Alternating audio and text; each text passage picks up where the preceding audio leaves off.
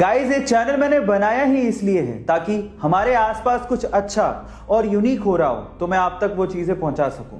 और उसी कड़ी में आगे बढ़ते हुए आज मैं आपको एक ऐसे इंडियन आर्टिस्ट से मिलवाने वाला हूं जो अपनी आर्ट को किसी ब्रश या पेंट से नहीं बल्कि एक सिंपल सादे से टाइपराइटर से बनाते हैं। है ना ये अमेजिंग? जी हाँ गाइज, सिर्फ टाइपराइटर से वो ऐसी पेंटिंग बना डालते हैं जो आपने कभी सपने में सोची भी नहीं होगी।